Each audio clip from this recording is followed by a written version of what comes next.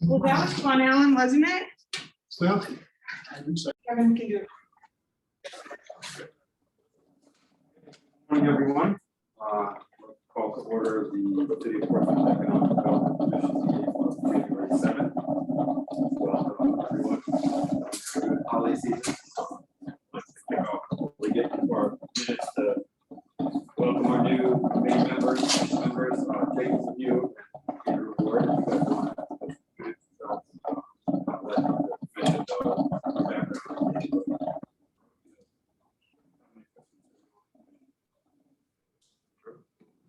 So I'm Andrew Ward, and gotta get up to the mic and we're recording. that's what my face looks like without the eyes.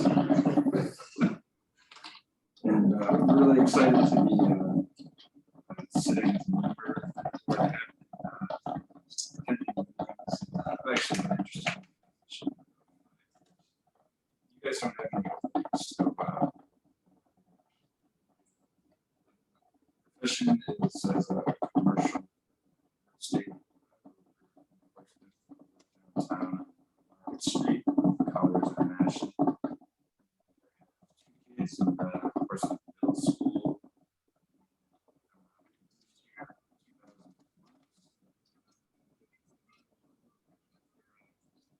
Years, and really enjoyed experiencing the culture.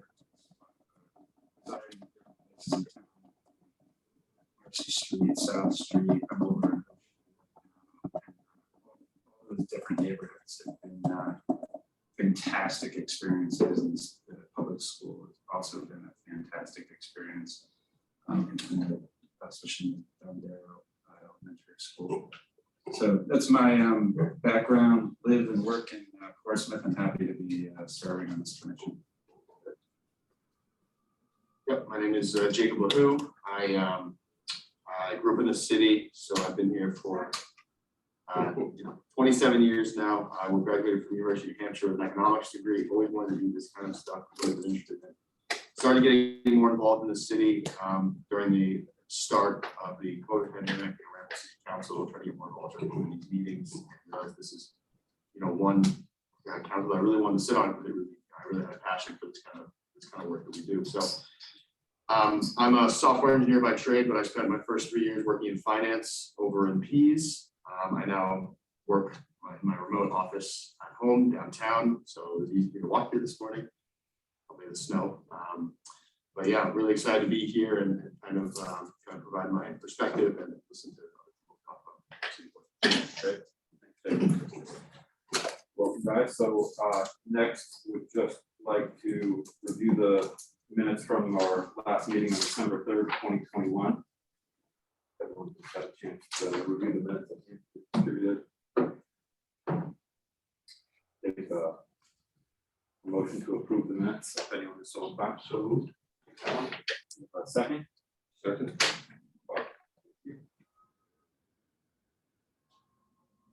Motion is approved. So you're gonna do first, you call for a vote and then we'll see if it's approved. Okay, so I'll entertain a vote. All those in favor? Aye. Any opposed? Any opposed? Now the motion passes. Thank you. And just as a procedural point of view, because you have some members on Zoom, technically you should be doing roll call Roll call. because you've got folks that are remote. For the minutes, I'm not too worried about that, but we're doing anything. We should also introduce, Suzanne, Okay. acting deputy city manager, Suzanne Woodland, who has been kind enough to sit in for city manager Kennard, who was not able to be here today. And she deserves special thanks because she's been really at the front of our technical issues and probably gotten less sleep than, I don't know. So thank you for everything you're doing on that, and thank you for sitting this morning. Next, on today's agenda, we have a presentation from the Seacoast Region Small Business Development Center from Ed Ed Miles and Amy Sterndale. Both of you, if you'd like to kick us off here. Sure. Thank you. Amy, do you want to share the presentation? Let's see if we go. While they're doing that for our new members, I'll just let you know that we have a partnership with the Small Business Development Center and has had one for several years, and I think Ed will elaborate on that a little bit more. But we do have an in-kind office that we offer here in the Cybolt building for their SBDC advisors to meet with local businesses for their advising. So it's been a great partnership, and I'm excited to hear what the trends are, what they're seeing through the 2-year COVID period that we've been experiencing. All right. Well, Nancy, thank you for inviting us today. And as was said, I'm Ed Miles. I am the new Seacoast Regional Director for the Small Business Development Center here in New Hampshire. And Amy Sterndale is here. She's a business advisor. And what I'll do is I'll talk a little bit about who the small business. Can you guys hear me okay? Apparently better than you guys. You guys hear me okay? Yes. Okay, I apologize. What I'll do is just talk a little bit about the Small Business Development Center and who we are. And then Amy's going to get into some more specifics about impact in Portsmouth and the Seacoast region and then statewide. So Amy, if you could go to the next slide, please. So we, again, we're the SBDC, the Small Business Development Center. Sometimes we get confused with the SBA, but we're actually a cooperative agreement with the SBA. So, and we are a cooperative extension of the University of New Hampshire. So Amy and I are UNH employees as employees of the SBDC. What they offer us is office space in Durham and the front office administration function of the university system. We're funded by the state of New Hampshire, so, and by the SBA. So when the governor passes his biannual budget back in June, we were under a line item under the BEA office. They wrote us in at $390,000. So that was a major source of funding. The Small Business Administration matches that dollar for dollar. So $390,000 for 22 and for 23. The SBA matches that dollar for dollar. $390,000 for 22 and 23. And we also have some private sector funding as well. We are the only SBDC in the state of New Hampshire. Nationwide, there's about 62 SBDCs. Larger population densities, such as California and Texas, have 2 or 3 SBDCs. But in the state of New Hampshire, we're the only one. Okay, next slide. So what do we do? I would say the number one thing we do is offer confidential, no-cost business advising services, and in addition to that, training. So one-on-one business advising with small businesses, as categorized by the federal government, is businesses of 1 to 499 employees. And we are best known, I think, for helping startups, but that's actually the lesser part of what we do. So around 23% of what we do is helping startups, and the majority of what we do is helping existing businesses. So whatever stage of the business might be in, whether it's seeking access to capital, bringing a new product to market, or certainly over the past 20 months, a lot of assistance with navigating the relief funding and COVID relief programs. That was the majority of what we were doing these past 20 months. But the 3 main services we provide are that one-on-one, confidential, in-person or online advising services. We do have a lot of e-courses that are available online, and webinars by the numbers. We did over 200 webinars over the past 12 or so months, specifically many of them related to how to navigate the relief funding. Okay, next slide.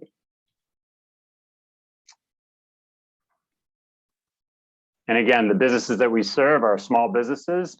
Some of the numbers, by the numbers, 3,000 or so existing businesses in 200 communities all across the state of New Hampshire at every stage of the business. We've seen a lot of businesses, especially the past 6 months or so, moving into wanting to understand attrition planning, whether it be generational or exit strategies. We've seen more of that recently. Our diversity of the business advisors, we have 10 business advisors on staff that can service any sector. So whether it's manufacturing, retail, technology, construction, we have advisors that are strong in all those areas. And then some more statistics. I'd say it's a fairly even split between male and female, about 50-50 as far as business ownership. Roughly 9% are veteran, 6% are minority, about 12% are in the retail sector, maybe 10% or so are in the accommodation and food services. And once again, 23% of those businesses are startups, but 77% of them are existing businesses, just looking for guidance in overall strategic guidance, access to capital, and again, more recently, attrition planning. Okay, next slide. Okay, so who are we? Many of you know Warren Daniel. He's been with the New Hampshire Small Business Development Center for 21 years now. Warren was most recently the Seacoast Regional Director, covering the Seacoast region, which is shown there in red. We call the Seacoast sort of from where you guys are in Portsmouth up to around Wolfboro, which is the greater region of reaches of what we call the Seacoast region. And myself, I'm a business advisor. And again, the new Seacoast Regional Director, I took over Warren's role. Warren is working at a 50% capacity now, so he's working 20 hours a week. And then Amy Sterndale, who is a business advisor in the Seacoast region. And as Nancy mentioned, we have a partnership with the city of Portsmouth and with the EDC. And Amy will oftentimes be in the Portsmouth office. And we're also available on Zoom. So now I will have Amy kind of take over. She's going to present some impact numbers for Portsmouth, the Seacoast, and statewide, and then we'll just open it up to questions in the end. Thanks, Ed. So nice to be here today. Because we're funded by several grants, as Ed mentioned, we spend a lot of time making sure that we're tracking data to show our impact on economic development around the state. So while our clients are confidential, we can tell you that last year, just in Portsmouth alone, and clients included a wide variety of businesses. I was looking through the list this morning and just making a couple notes. It was restaurants, construction companies, theaters, consultants, title companies, childcare centers, cleaning companies, retail, brick and mortar and online, some breweries, medical offices, wellness centers, hotels, interior designers, architecture firms, and even a few nonprofits that we've helped through some business related challenges. So just to sort of paint that picture, and as Ed said, I'm just going to take 3 slides to show you that just the numbers on Portsmouth, the Seacoast region, not including that Wolfboro that we talked about, that's tagged into our territory, but not technically what we call Seacoast, and then the whole state. So for, there it is. So for Portsmouth, just in 2021, the 3 of us, with a little bit of help, a couple other advisors, but mostly it was us, spent 246 hours helping 77 clients. And this is just 03801, just specifically that zip code. I think we did have more than 4 new business starts. We had a lot of people starting businesses. These are people who actually went from being a startup to actually starting their business that we've measured. I think there's actually, that's a little bit short, but 138 new jobs were either created or retained because of help that they got from us. We helped, of course, a large part of our job is normally helping people get access to capital, getting them ready to get in front of a bank or an economic development corporation or other investors. So we're doing, we're helping them with business plans and projections. Last year, we did help them get almost $3 million in new capital, and that does not include the COVID funding, the PPP and the EIDL that we spent a lot of our time last year, of course, helping people navigate. In addition, just tracking our clients report their own sales numbers each year, and we saw almost 1.5 million in client sales growth. Those 77 clients have 670 employees that they're reporting, and just about $116 million in total sales. So we did about 309 sessions last year. And I sort of want to take a second on that last note because of COVID, we really weren't in the office last year. And since March of 2020, my main office is in Portsmouth City Hall in the Siebel building. And it's a phenomenal space and it was great. And I really enjoyed being in there. But as clients wanted to move home and with everything COVID related, we found that Zoom actually worked really, really well for our clients because they were able to meet us wherever they were, whether they were home or in their offices, and they didn't have to travel. So we were able to, I think, probably meet with more clients than usual because of the travel time, and we didn't have as many cancellations because Zoom's easy to jump on. So even if you don't see me there in the office, I just want to be clear that those sessions really happened in last year, and we have a lot of really great Portsmouth clients. And if you go out to the whole Seacoast, I just drew a little map. This is what we're defining as, of course, there's different definitions of the Seacoast, but up to Durham, over to Epping, and down to Hampton Falls and Hampton Beach. And those numbers, oh, Ed, you made this fancier, thank you, are look at, so that's 963 hours, 232 clients, almost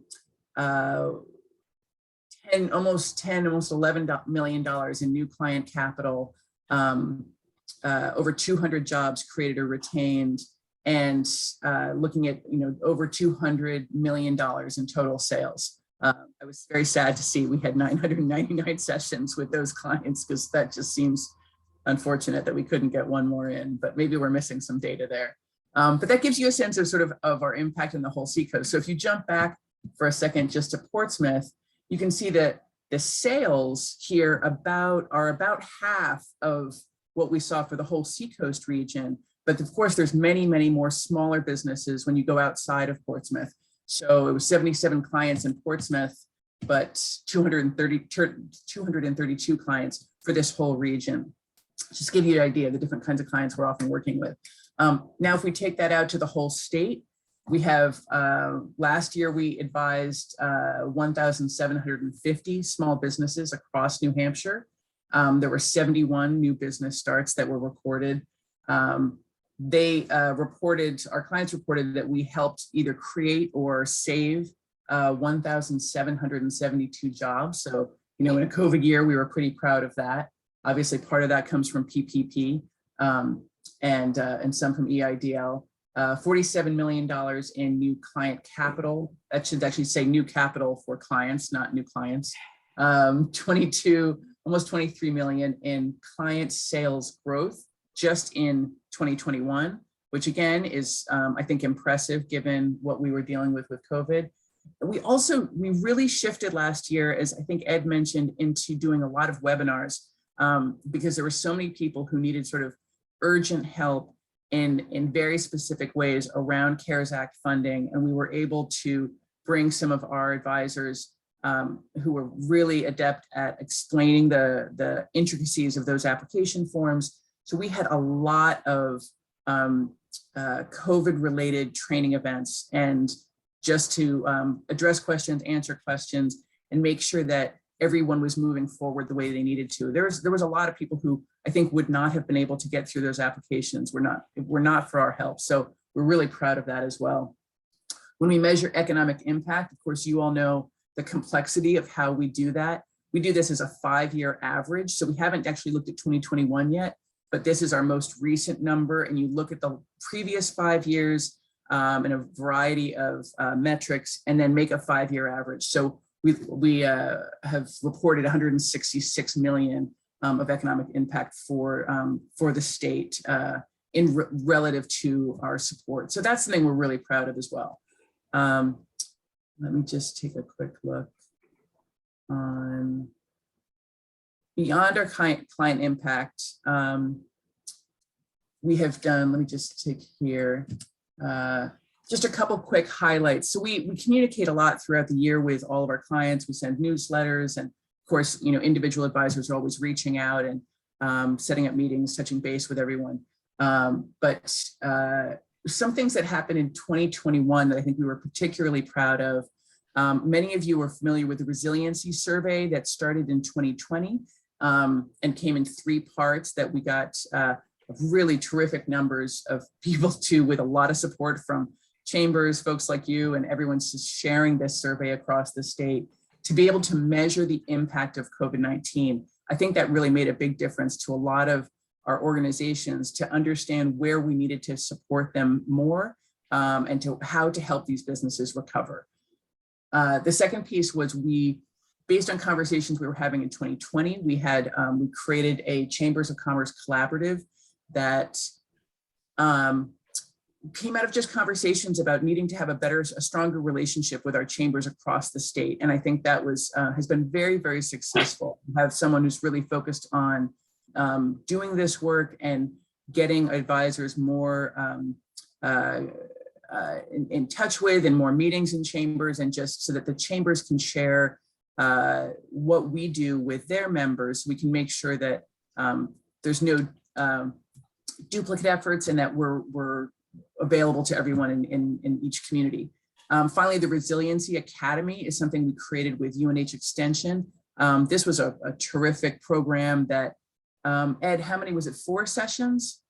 We had 4 sessions. We had, I think, 235 different attendee businesses represented. And it was, when you do something like put on a program like the Resiliency Academy, you wonder how many people are going to attend. And I was really happy with seeing 235 people in the first session. Then after that, I think it went down to about 200 after the first session, just from scheduling aware. But it was really successful. And so Resiliency Academy was a big win for 2021 for sure. Absolutely. We did cybersecurity work. We had a matchmaker with the New Hampshire Tech Alliance that went really well, that we did entirely online, and talk about a technical achievement to I don't know how many hundreds of matchmaker one-on-one sort of dating events we were able to set up between all of these investors and all of these tech companies in New Hampshire. But that was another success as well. We also, I think, spent a lot of time strengthening our relationships with SBA, UNH, BEA, the banks and credit unions we've always had strong relationships with. They send us clients regularly to help them get ready to come back and ask for capital. And then all the state's economic development corporations. Those have always been strong relationships for us, but with all of the kind of creativity that was required to get through COVID, I think a lot of those relationships really went to another level in 2021. So it's something we're really proud of as well. And I'll add maybe just as a new program that we just launched at the very end of 21 and the beginning of 22, we have a program, an assistant program with funds set aside where we're giving small businesses up to 5 hours of work, either on financials with a bookkeeper or CPA, or even a part-time CFO, or up to 5 hours of consulting services with an outside agency, a marketing agency. And that's called the FAME program, Financial Accelerator Marketing Expediter, the FAME program. But when small businesses work with us, we can pay for the first 5 hours of those services. The invoices come directly to us, and it's with a third party. So that's a recent program that we just launched as well. Yeah, that's been really, really exciting for a lot of clients who just need a little help with marketing, or a little help with, getting their books set up, or some accounting, an extra set of eyes on their financials. So we've had that's been really fun to see roll out in the last few weeks. We already have 48 clients taking advantage of the FAME program. So that's a new stat. That's a new stat. That's right. And that's it. That's all I have. Thank you. It's so nice to be here this morning. Thanks for inviting us. Any questions from anyone at all? Question. Bob? You mentioned the resiliency survey and some work you've done on resiliency with some companies. I'm just wondering, Is some of that due to, or some of their work due to the fact that there are very few employees available, particularly in the hospitality sector? And do you see people changing their business models to compensate for that? That's a great question. I think that it's not, the resiliency survey didn't come about because of the employee challenge. One thing I don't think we mentioned this morning is we have had a lot of meetings individually with clients struggling with the employee crisis, but also Warren and I have been meeting with, I think the first meeting had 40 different restaurant owners. We met in Dover on a Monday morning, and all of these restaurant owners showed up from around the Seacoast just to talk about this one issue, because of course it's a huge crisis for them. So I would say rather than the survey addressing it, I think the survey definitely measured that. So we can resend, or Nancy may have the full report, which is out now, showing how what state people, businesses across the state said about these challenges individually. So, and I can certainly attest, this is what we talk about in our weekly meetings all the time, and are, constantly thinking about what are the creative solutions to help businesses, attract and keep employees. So that's something that we are currently, I would say, where I used to be talking about PPP all day long, now I'm talking about employee retention all day long.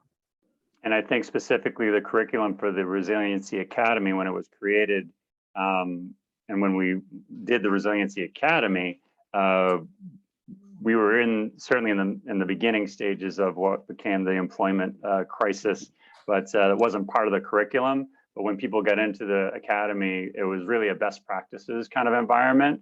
We had cohorts and breakout sessions where people would small businesses would break out and talk about their current challenges. So it was a lot of best practices shared, and specifically employment came up, not just so retention and finding new employees, but some of it was how do you communicate with your employees during this crisis, and best practices around that as well. So how do you communicate what's going on? How do you communicate if we're going to close, today, or be open today, or if we have a COVID event?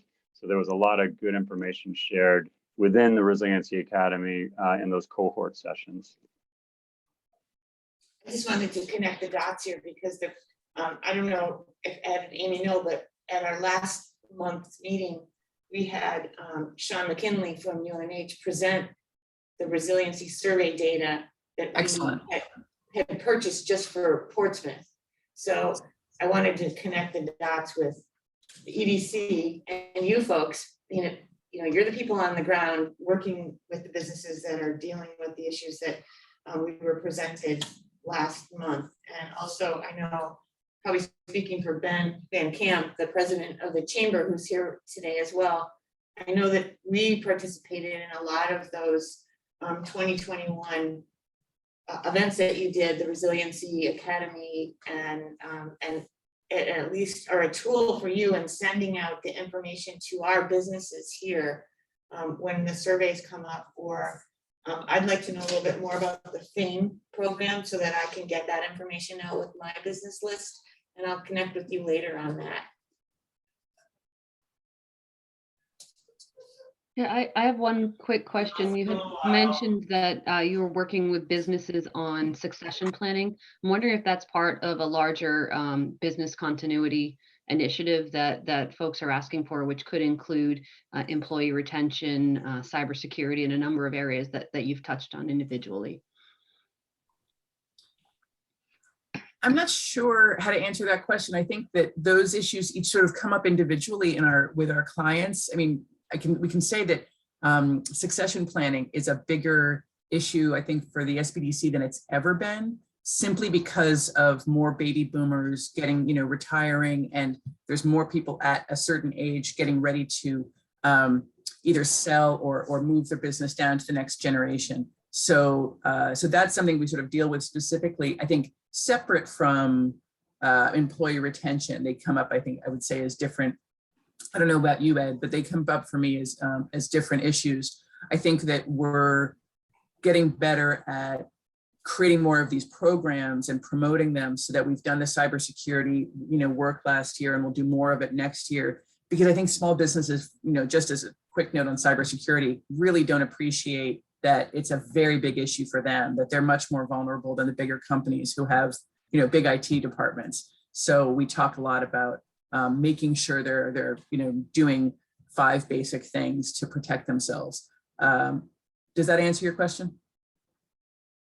Not specifically, maybe I can follow up afterwards. I just think that looking at it as a whole is important in the context of business continuity as opposed to separate programs. So I'm interested in how your programs integrate with one another. So I'll follow up afterwards. Yeah, happy to chat more. Any more questions? Just a follow-up to my first question. The companies who lack employees right now, do you see them changing their operations to accommodate for that?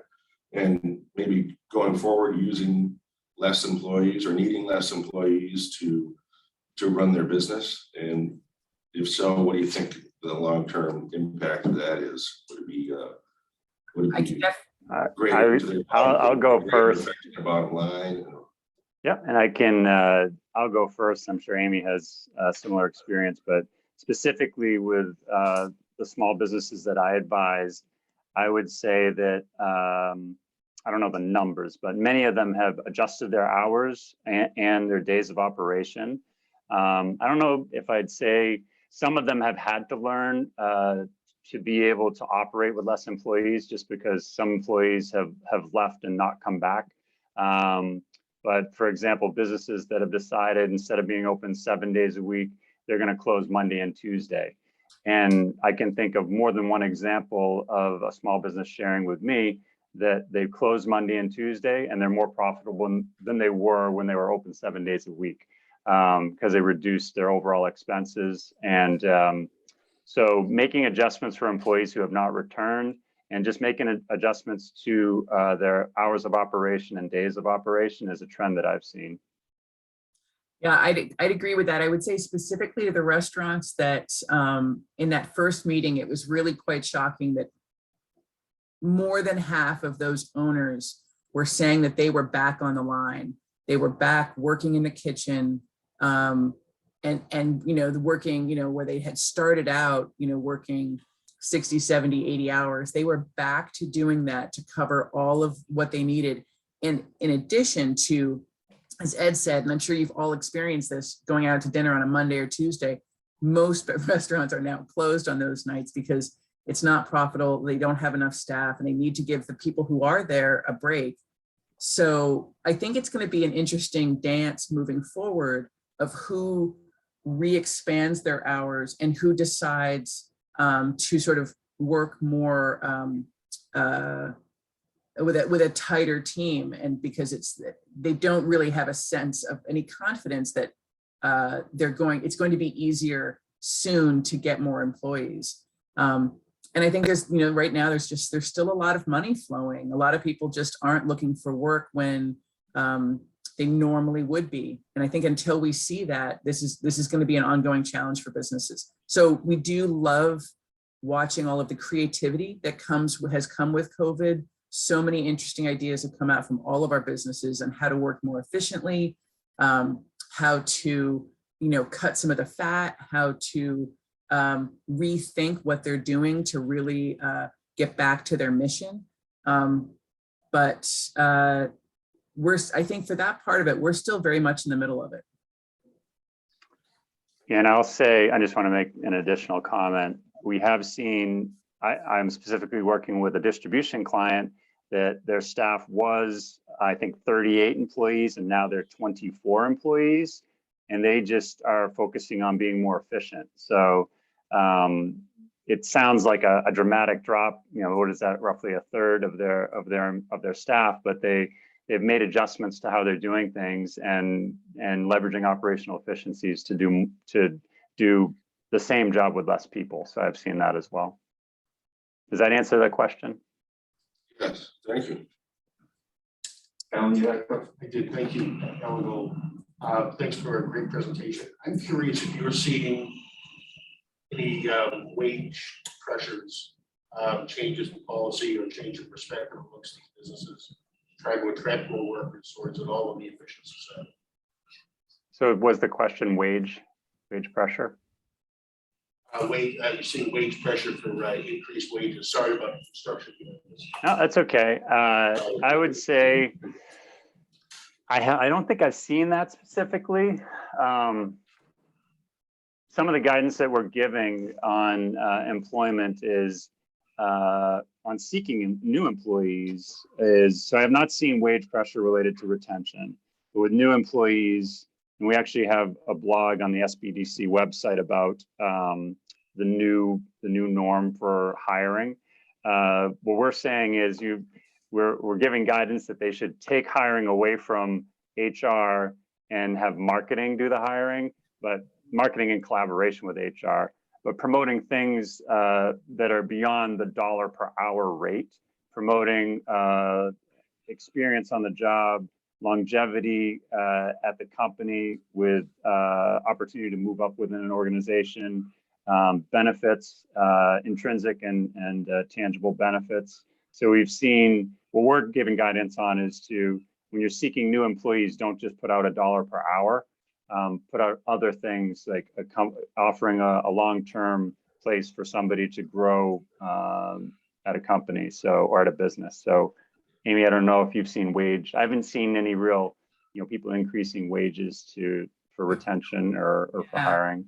Again, I think Warren would agree with this. The restaurants are definitely having to increase wages, but also talking a lot more about that both culture and not, a lot of people get into restaurant work as sort of a job before they start their career, but that bigger push to talk about this could be your career, getting in, inviting people in to learn and grow within a restaurant, I think has been a place.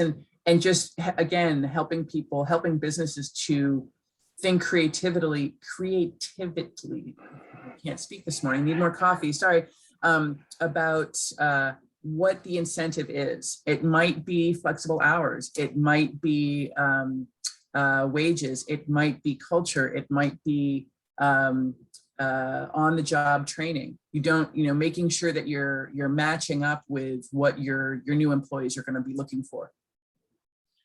Thank you. Anyone else have questions?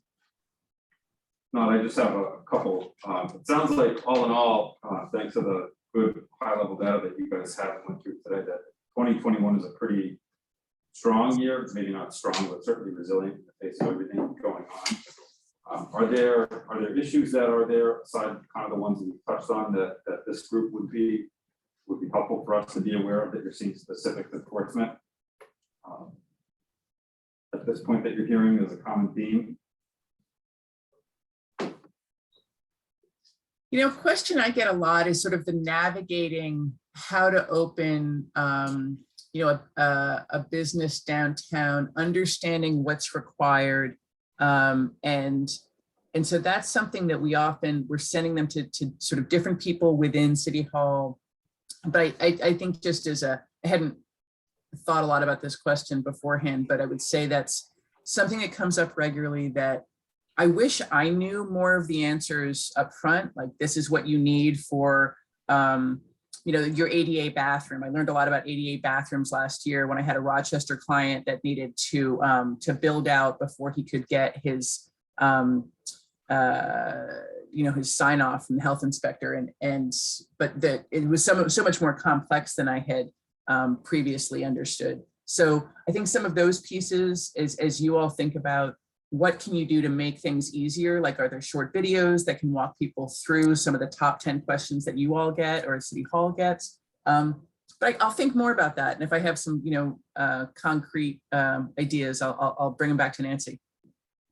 I think, Amy mentioned one very specific thing, ADA bathroom, but what I'll say is when small business, this will be the little TV commercial for the SBDC, but we work with so many diverse challenges with small businesses, and then we multiply that exponentially by the 10 business advisors that we have. and we get together weekly and talk as a staff. So the things that we deal with, from ADA bathrooms to, you know, how do I get this certain certification or occupancy and that type of thing. There's such a diverse background that we have, and the number of clients, I think I work with 200 small businesses right now. And then again, exponentially 10 business advisors. So the types of things we deal with day in and day out, to be able to offer this no charge, one-on-one confidential advising services. We can be the curators of information for all of that information and wisdom that all the advisors have. So it's, I'm relatively new to the SBDC, but I just think it's really a fantastic service, completely no charge, and working with small businesses from 1 employee. I'd say that our sweet spot is probably, I don't have this statistically, but I think it maybe is the 1 to 5 employee, and then 20 to 50 employee. That's kind of what I've seen with my clients, but it's up to the 499. So really a fantastic service. Thank you. And then just a second not follow-up question, but the second question. In terms of funding, you had talked about new capital to clients. Are you seeing any inability to access capital when needed? Is it generally to facilitate growth, or is it to sort of sustain companies? I'm just interested to hear if they're having difficulty, and is that coming generally from banks or more on the investor private side of things? I think when PPP was flowing and banks were really buried with that paperwork, we had almost no loan packages going through banks and credit unions. There was just, they didn't have any bandwidth for it, and they didn't have any comfort with looking at that kind of investment and growth. There was more, I think, happening with economic development corporations during that period. Since PPP ended, I would say I feel like with my clients, I'm kind of back to normal with, banks, clients still need to have a few years under their belt. They've got to show some progress. But I have a number of really nice bank loans going through this week that I'm really excited about. So I feel like in that sense, banks are, most lending institutions are excited to get back to business. And are feeling more, more comfortable. I don't have a lot of new restaurants opening right now, but I do have, I have a lot of people who left their jobs and who are excited to finally follow their dream. And so some of those are, some of those are going to work out very well for them. But that is definitely part of the trend we're seeing of, where did all those employees go? A lot of them are coming now to us to start their business. And I think, again, just to go on what Amy was saying, during the pandemic, banks were not loaning any money, and banks always commercial banks like to round out their portfolios. So some just straight up would say no to food services, and we knew the ones that we could go to for that or not go to for that. But I just met with Chris Duffy, or he just actually came and spoke to our Seacoast group last week, and we asked him from the REDC. We said, is there any loans that you're not giving right now? For example, food service. I said specifically, he said, nope, there's nobody that we're not loaning money to. They just have to have everything in place. We're not just giving the money, but he said, we're not saying no to food service. There's no category that we're not lending to. So I think that we're seeing it free up a little bit more, both commercially and then within EDCs as well.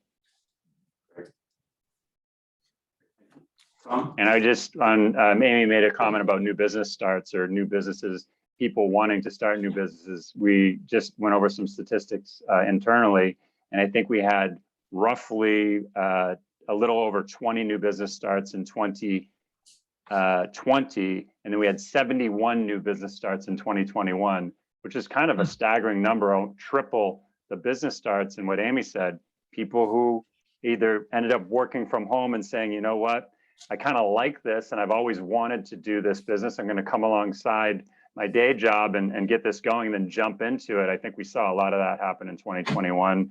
And I think beginning 22, we're going to continue to see a trend in new business starts. Tom? Sure. My question actually relates to the new business starts. Your mic. And I'm just wondering, how involved do you get in helping people determine the viability of their concept, their new concept, the type of business they want to get into? I'm going to answer for both of us because I think that we get very involved, to answer your question. And Amy and I have said this before to each other. A lot of times we encourage people to keep their day job. So we get very involved. We want to understand how they want to monetize their idea. You can have a great idea, but how do you make money doing it? I actually have two nonprofits that want to get started. So they're looking more to follow a passion than to follow, how they're going to contribute to their household income.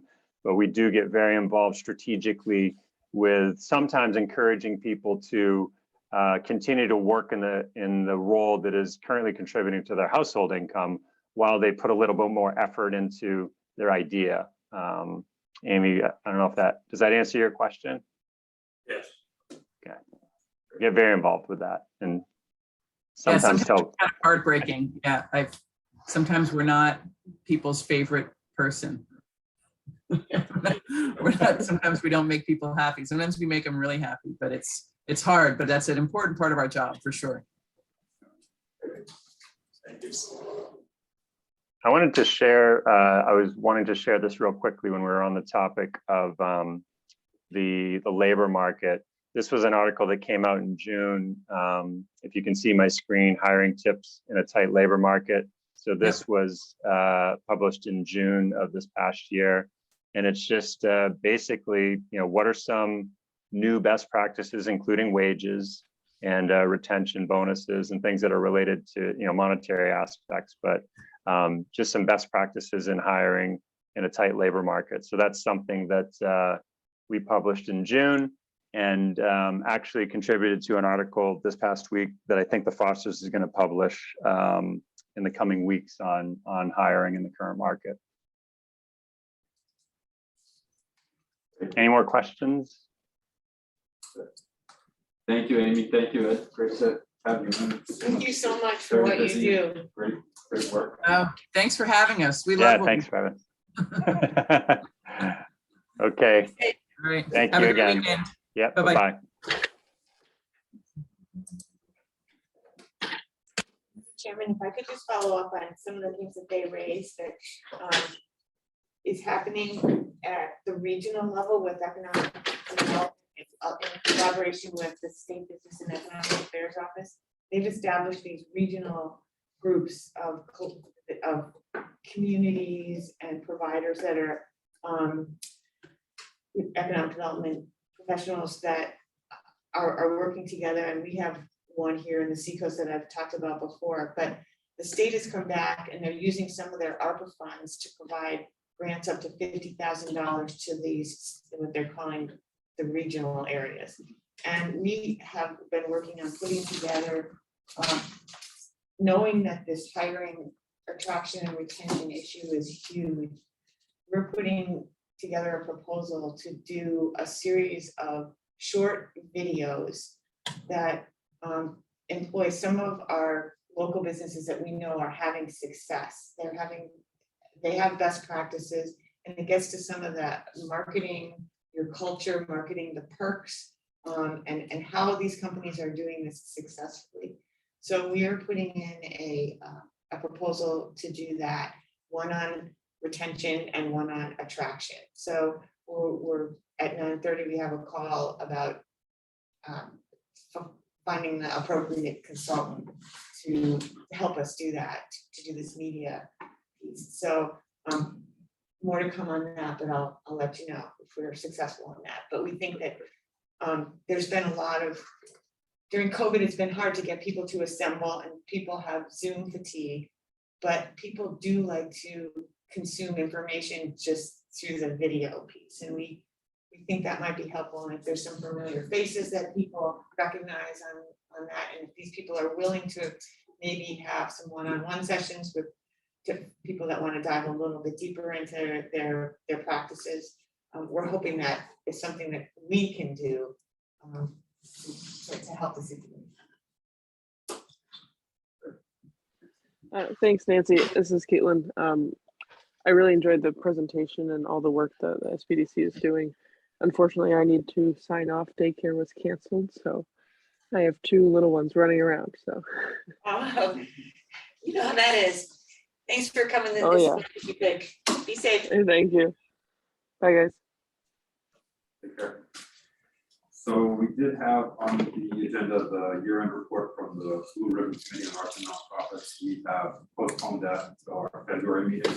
We'll have our council appointees joining us at that meeting as well. So hopefully that will be helpful and beneficial for all to hear that report. So next on the agenda, we've got the subcommittee reports.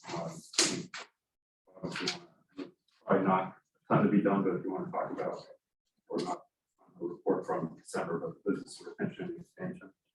Yeah. Alan and I are working on it, and I think we need to connect with Nancy on who and how we approach UNH to help us do that survey.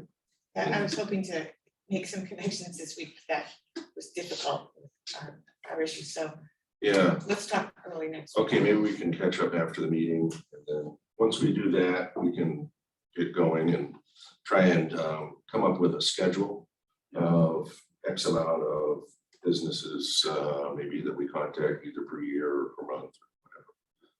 I think we've got a fairly good handle on that, at least to start. And once we start, we'll see how it goes, and we can adjust it, as needed anytime, kind of on the fly. Just from my understanding, do we have any past data on that business retention? Just kind of a new thing that we're working on? So this is kind of a follow-up. I think it was 2019, 18, 19. There was a Yeah, it very was expansive effort. the year before the pandemic, wasn't it? Yeah. 2 years ago. So it's kind of a continuation. I think there was more involvement with the survey center. And there was a lot of in-person and sort of electronic surveying that was done, and pretty ambitious scale to that. I think at this point, we're trying to just look to stay in front of people to hear what's going on with their businesses and what they're seeing. I think over the past 2 years, there's been a lot of interaction with folks like the SBDC and the chamber has been surveying. There's a lot of touch points, but I think we want to make sure that we're continuing to do that. That's kind of a push behind this. Just Great. hear what's changing. The first one was sort of a one-off, business retention and expansion survey. And we just followed their lead, and it worked out pretty well. We did survey a lot of businesses, not as many as we had hoped, but it was difficult to do like 200 in a year, So our thought is we can do some every year and hopefully really contact every business. So people seem to appreciate it, and we did get a lot of good information about why they're here and what it might take to keep them here and keep them profitable and expanding. And so one of the modifications that we've done for this cycle is to create, that was an in-person, on paper, very long and sometimes repetitive survey. So we learned a lot from that process. So we streamlined it. The plan is to put it online for distribution so that we can, on a much more regular basis, get as much information as we can. And then, as Bob says, go on a rotation for in-person or Zoom, depending on where we are at the time. One-to-one, people seem to appreciate being asked the questions. I'll send you and Andy that report. Awesome. It was also interesting to see how the results of that dovetailed with what the advisors were saying today. And what really rung true with me is the whole idea of succession and what we wanted to do. And maybe we can collaborate further with SBDC since there is this barrage of people kind of changing, transitioning out of their business. There's a need, I think, for assistance in how to do that. And you probably know more about it too, Phil, from a banking perspective. You probably see that too, but I think I think that would be something we could do as a EDC to provide, some education to those companies that or individuals that are in that place. You have one question for the subcommittee. Are you guys kind of striating who you're going after with profits, nonprofits, and then kind of business type each year? Is there, or have you guys yet to get to that level I think that's fair. I think we're still contemplating. Yeah, but that's a Right good now, I'm gonna idea. get the survey in place. Yeah. Build resources. Guess we'll just look at the businesses as a whole, and probably that's a good idea to look at, getting a few from each sector or. of? Yeah, because everyone's, like, they talked about having such a variety of issues, and I think that, but it'd be good to capture that and if employment comes roaring back in the hospitality industry in 2022, 23, that Right. will be good to know or not. And if anyone else wants to join the subcommittee, then certainly just let me know. Help out. One of the questions I had on that is what I remember back in 2018, it was so attractive about, it was back when Andre Kieran was leading this, Yeah. is that we didn't have to do any of the data crunching on that. They did it all. And it was a lot of data. Yeah. Are we still, is that what you're talking about with UNH? Yeah, exactly. Yeah.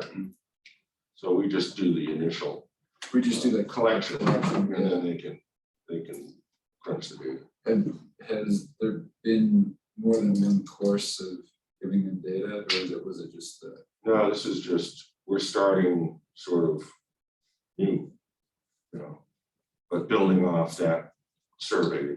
You were involved in that. Right, right. So it was kind of cumbersome, and long, and I think time consuming for the person that was going through it, in the business. So we're kind of trying to streamline that and make it a little easier for people, and maybe get a little more relevant information.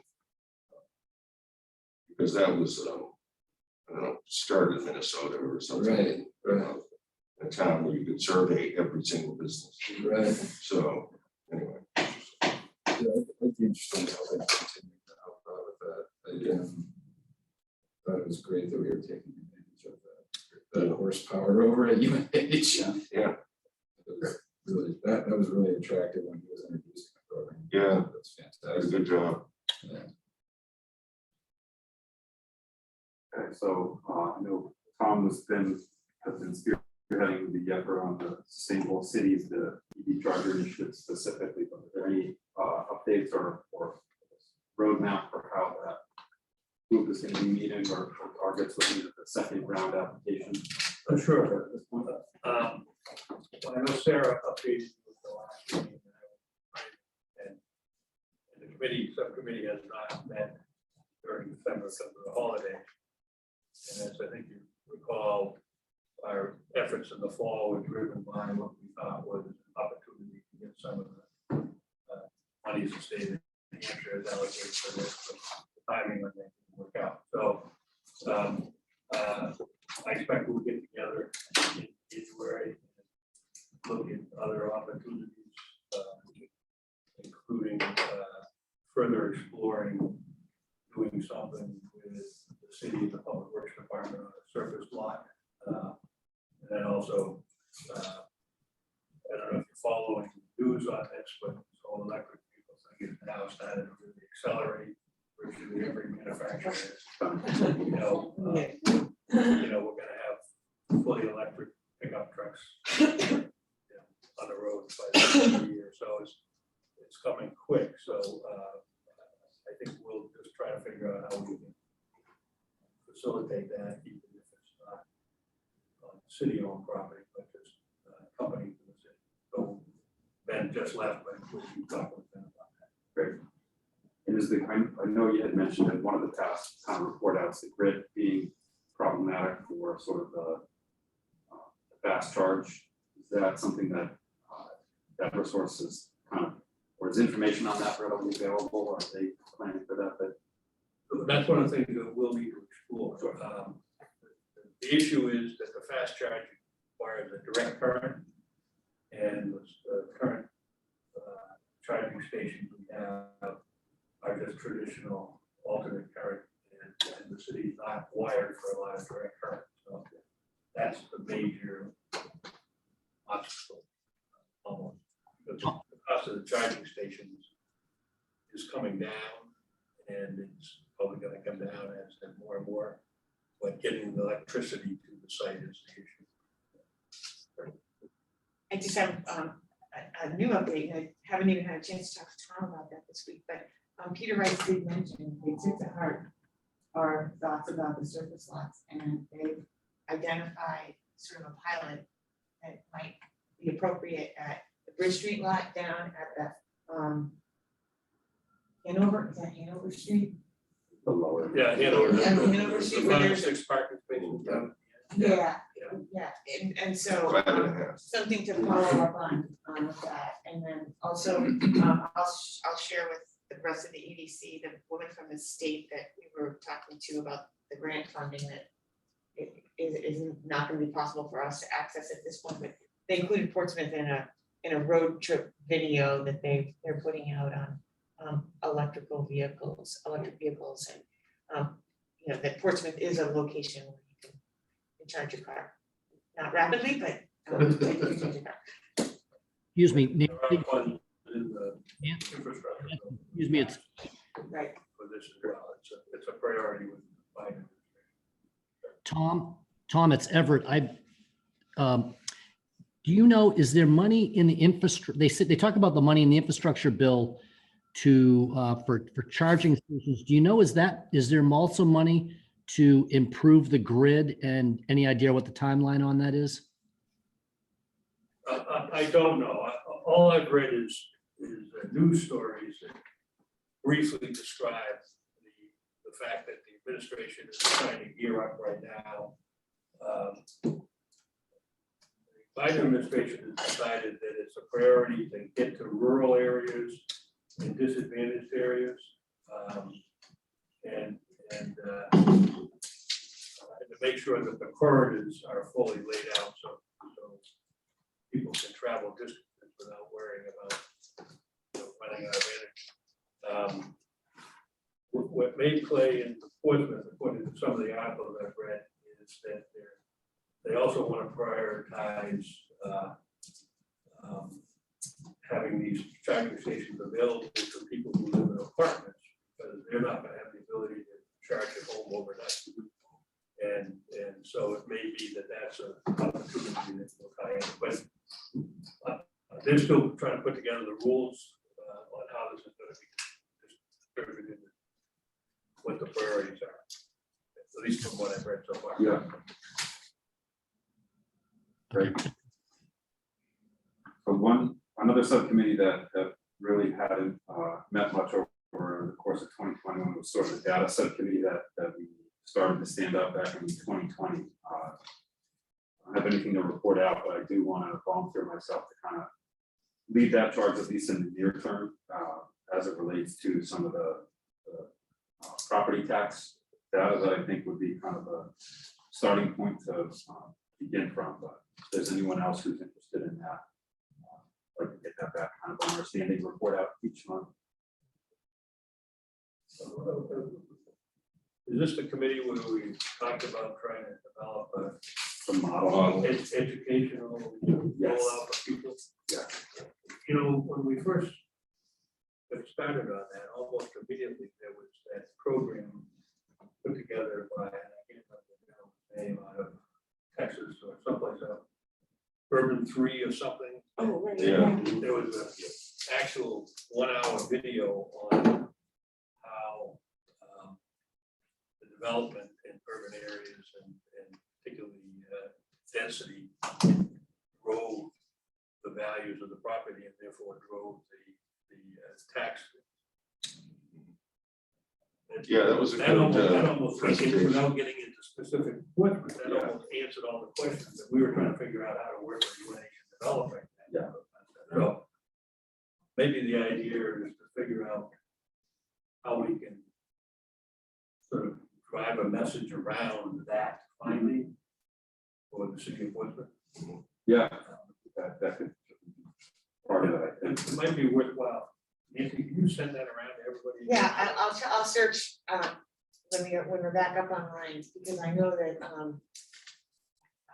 I know I sent that out back in the day when that was happening. It was not only interesting, it was super entertaining to Yeah. watch, you know, so, yeah. I'll send that around, find it. Suggestion. Okay. So shifting on to new other business, first item we got here is to prioritize, modify the EDC 2021 retreat action items and discuss our city council engagement moving forward. So in our package, Nancy has provided the 2021 retreat summary in two big. We have that, and also include the 2020 action priorities that came out of our 2019 in-person retreat on pre-COVID. I think one thing that's not on the 2020 action priorities is sort of our other overarching goal for kind of direct engagement with the council. That kind of remains a priority. I think tees up the conversation with how we engage with the mayor and the assistant mayor and our new appointees next month. But I wanted to just kind of bring up these points. We haven't really talked about a retreat or an action plan for 2022. So this will be a good time to kind of revisit that.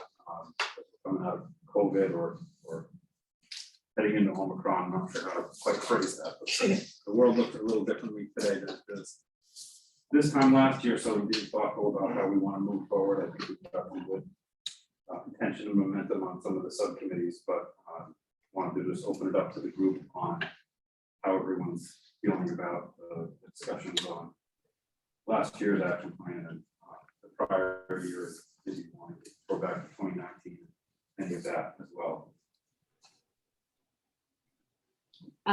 This is Sarah. I shared some feedback directly with you, Chair, but I thought it would be worthwhile to bring up here. I think we need to look for opportunities to partner and collaborate with existing or other organizations within the city versus trying to spin up working groups or subcommittees independently. I think we can have more impact and also broaden our reach if we seek out those partnerships first and then look to spin off wholly EDC subcommittees as a secondary action.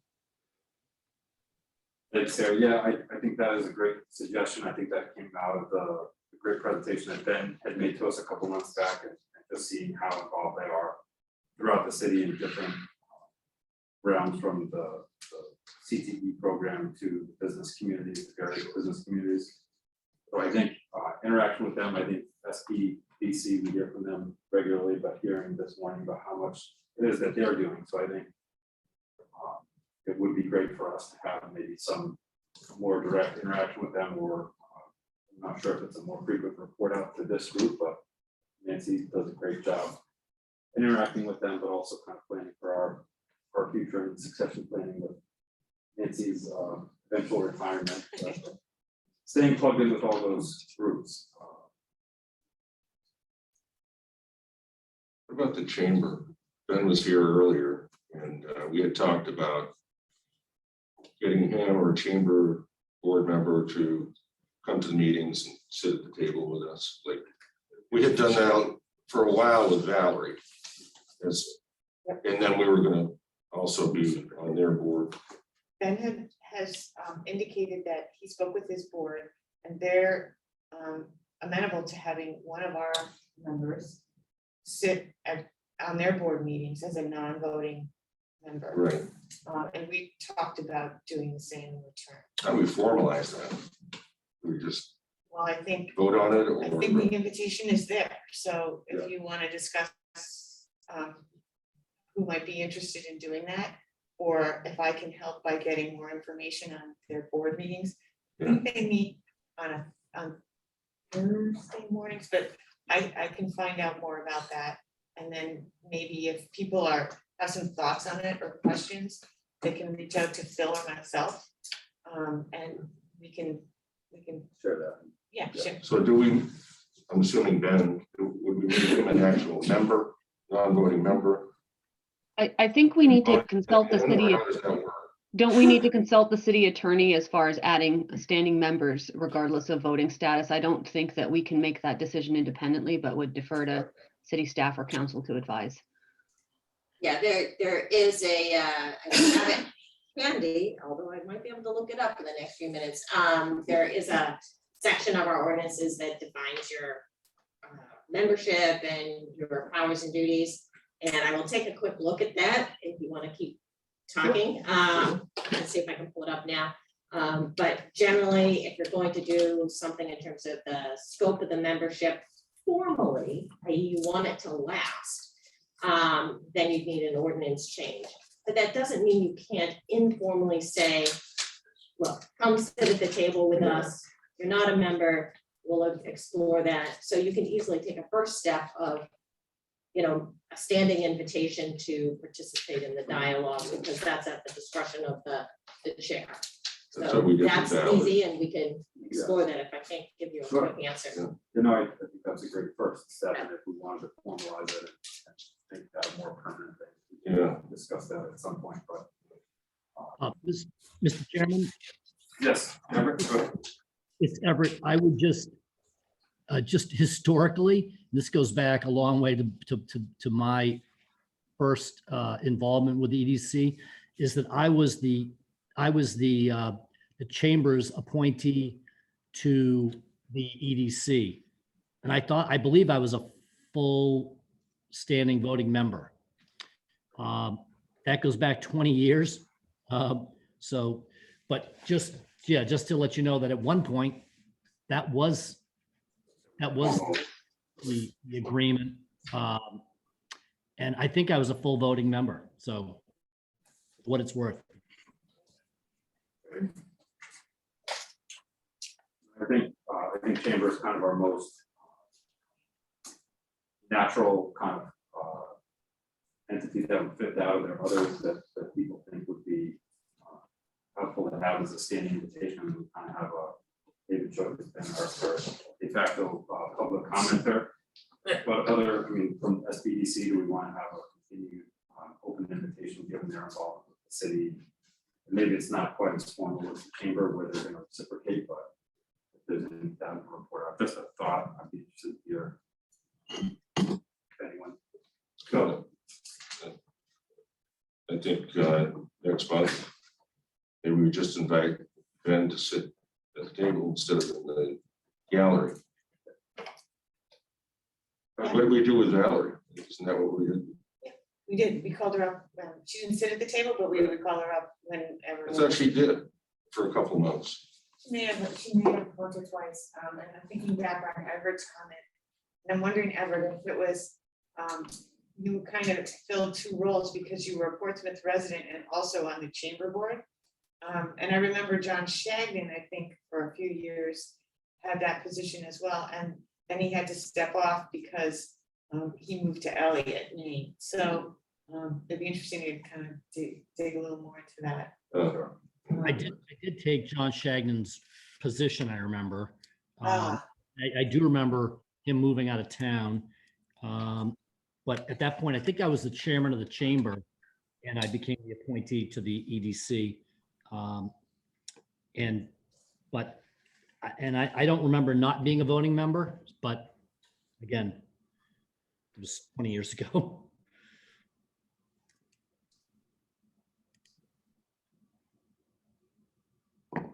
Okay, so we'll get an invitation to Ben for the February meeting as a start, and we will decide to maybe do some historical investigation and confirm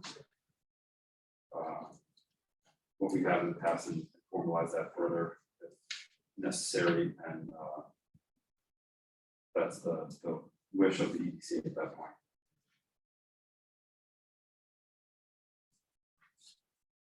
And conversely, as I said, anybody who's willing to sort of be our liaison to the chamber board, just let Phil or myself know.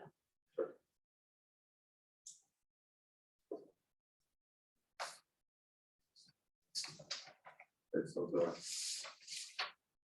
Bill, I have other business. Sure, yeah, I don't think we need to kind of pass through this any further. I read with interest the comments of the mayor on one of the things he wanted to accomplish the first 100 days. One was to look at zoning ordinance there and really get the ball moving on affordable housing. It seems those fall into the topics that we've discussed over the last year or so, particularly affordable housing. I don't think that, the traditional way of looking at changing ordinances is to refer them to the planning board, let them machinate on it, and then come up with a recommendation, and then the city council votes on it. I don't think they'll naturally think of coming to us on those type of things, but I think we ought to be involved if we can. This may be where we have this on again, off again discussion as to whether we should be initiating advice to the council or simply waiting for a question from the council. But it seems to me a combination of the possibility that some of the changes that might be made to the zoning might impact businesses. And then secondly, how do we continue to promote or actually actively promote affordable housing in those zoning changes? Dictates that we should be involved if we can. Yeah. So I just think that it may make sense for you to reach out to the Yeah. mayor and say, we'd love to play a role in this.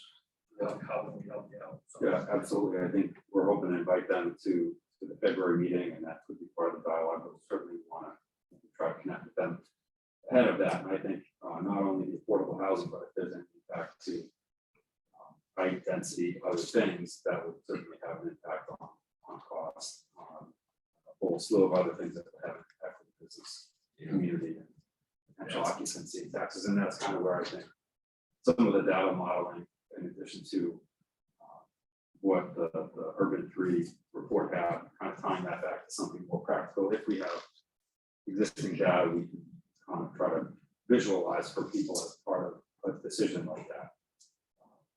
Yes, I think it may be worthwhile reaching out, because if he's doing 100 days, we'll have a third of it gone by before we meet with him.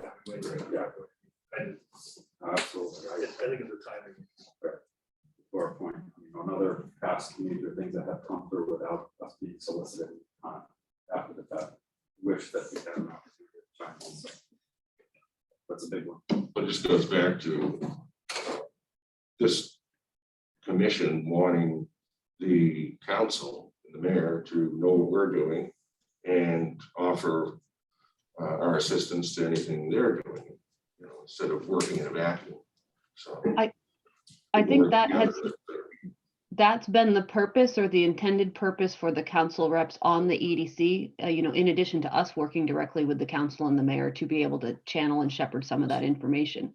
My recommendation, Chair Cohen, would be if the conversations with the mayor haven't happened yet around what services we offer and how we might be able to best leverage council appointees, we might highlight the areas that he identified as priorities in the first 100 days and indicate how we can be of assistance or support for that, and recommend that the appointees to the EDC from the council come with an interest or perspective on those areas to allow us to be most effective. that was point. Thanks, Sarah. I fully agree, and we'll be sure to connect with them very shortly on that, to get that dialogue underway before any appointments are made.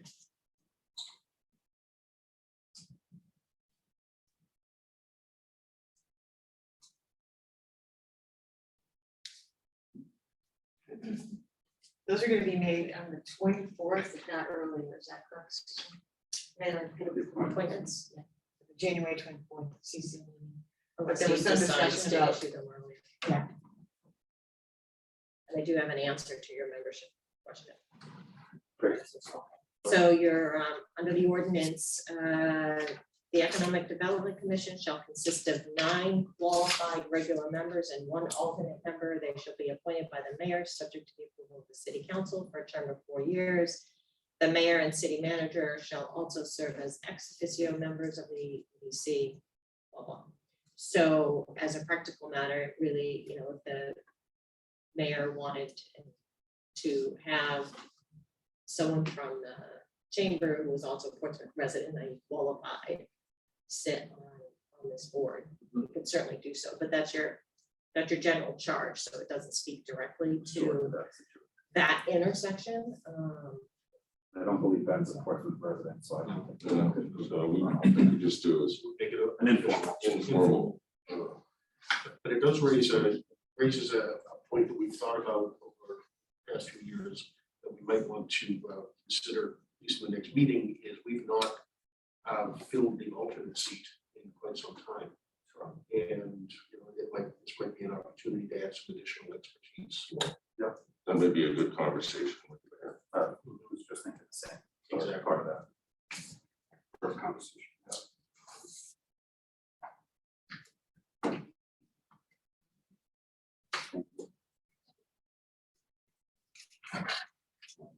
Okay, so you said you have I another. just have two things before we adjourn. And this is just something that's going to be coming before the EDC in February. Most of us are aware that we've been fortunate to have NovoCure announce the location of their national headquarters in the former Cabot House building on Vaughan Mall.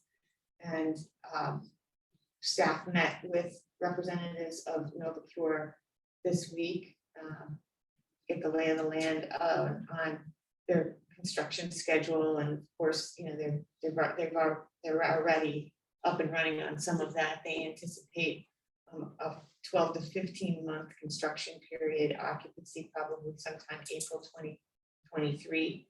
They'll be starting out with a smaller level of staffing, 100 to 150 level, and their ultimate goal is somewhere around 248 to be exact. And then they have a myriad of indirect economic development impacts aside from just having this well-paying company in the downtown that's doing some cutting-edge medical device work. But of course, in the downtown, when you have that many employees, they do have some parking on site, but they're looking to enter into some kind of an agreement with the city for parking in High Hanover parking garage. So we're working with them on that. And some of the more seasoned members on the EDC may remember we had a group parking discount license policy that would need to be ratified by the council, the city council, this new city council in the coming month. But that policy does indicate that any requests would come to the EDC for recommendations to the city council. So I anticipate that coming to us at the February meeting, which was the second thing I just wanted to make you aware of. It's not the first Friday of February, it's the second February. So that would be February 11th.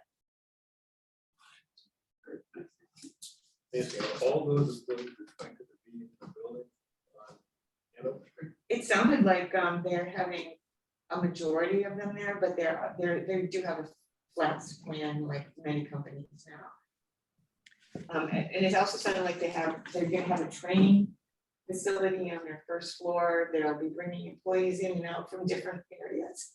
They also have physicians that visit time to time from their New York office and other offices. So again, indirect benefits there, staying in our hotels.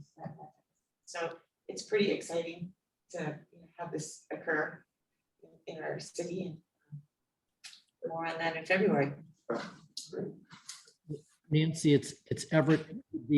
Has the discussion around the discounted parking, has it not, I'm sure you've been discussing that they would use the new parking garage versus the High Hanover if we're gonna discount, a lot of spots for them?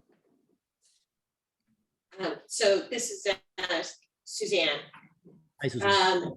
Our preference is to have probably any agreement refer to the High Hanover garage.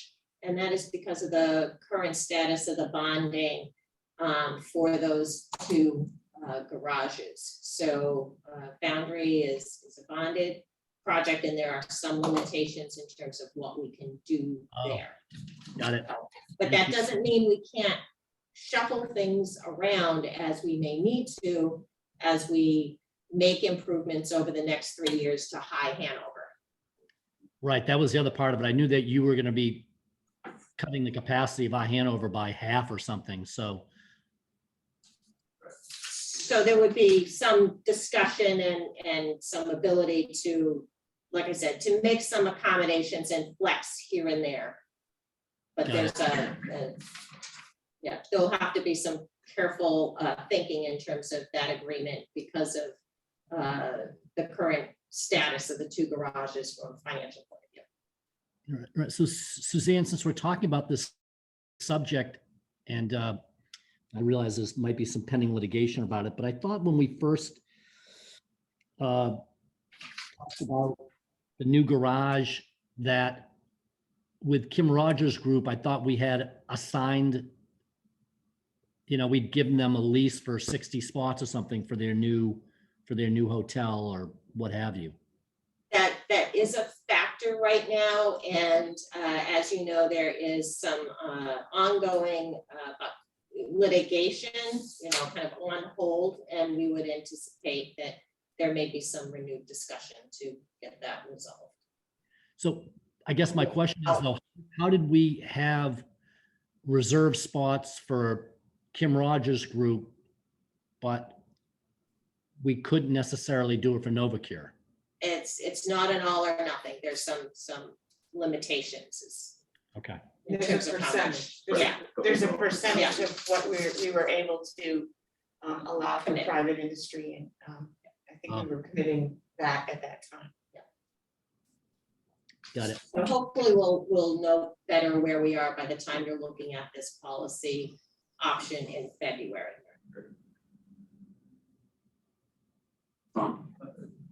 This is for a little bit down the road, but I'm just thinking about this building tour, how it'll play out. Just before COVID, we were having this discussion about the ride sharing arrangement with the anticipation that McIntyre was going to be developed and have a HubSpot or something without any parking for it. And so it seems that Novacure is almost more impacted that way. So I wonder if it's sometime between now and mid-2023, before they open it, it's worth starting to reopen that discussion about how we can have that type of, get that type of arrangement off the ground. Yeah. I don't know how we would even have enough spots in either parking garage for the business for that many people coming and going. So. We did talk about that option of some type of transport and modal transport. And I think you'll recall that when we were talking about that earlier as an EDC, what happened, we had discussions with a company called Via, and they presented to us. And most of the work that they had done was in cities much larger than Portsmouth, with universities, campuses, and that type of thing. And when we did get an estimate of the cost for what we were looking at, it just wasn't possible. But again, there's infrastructure money that we should really dive into a little bit that might make it possible to kind of revisit that. Yeah, I would think that's something that would be part of the Sustainable Cities sort of subcommittee as a meeting. We'll be happy to look at that. Yeah. One of the issues was that even as we started looking at that and met with that person, we were still looking at transportation as segregated components. So for instance, we have money in our budget right now for senior transportation, right? For moving people back and forth to appointments. So if that money could be incorporated into an integrated system of moving people around, it doesn't, the numbers aren't as big as you think for a new program. So there, we could do something in conjunction with Coast instead of it all being, they're running their system, somebody else is running their system. I think it's just a matter of looking at this differently. when the time's right, I'd be happy to deal with that as part of sustainability for the sustainable / smart city.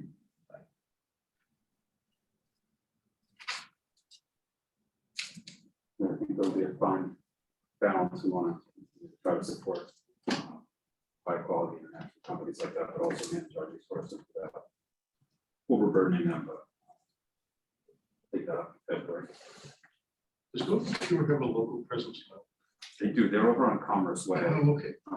and we've toured them probably 5 or 6 Yeah, years we ago. had a tour of Novacure, you're right, and they indicated to us that they've outgrown that facility, they're keeping it and they're adding to it. So they're gonna bring some employees over to downtown, but they're keeping those facilities there, they're growing quite rapidly as the clinical trials allow them to continue with the device that they. So it's not, the reason for my question was it's not 248 people suddenly moving to housing because they're relocating them from Phoenix or something. I mean, there'll be some movement, but nothing of mass because There's already a presence. I'm not sure how much that's growing, but kind of a prime example of retention and expansion. So,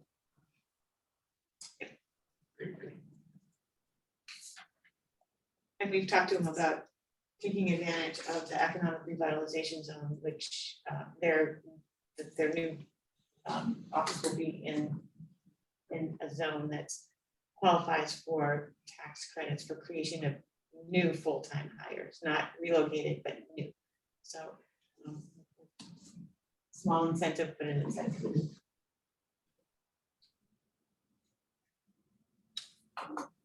Didn't have any other business to bring up? No.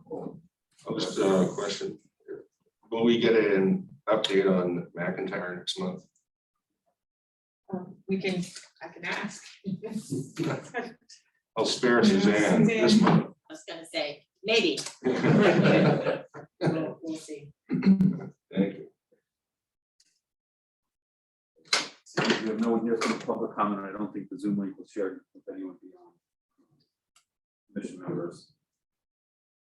Yeah, so we just confirm our next meeting, like Nancy said, is going to be the second Friday of February, the 11th. That would entertain a motion to adjourn.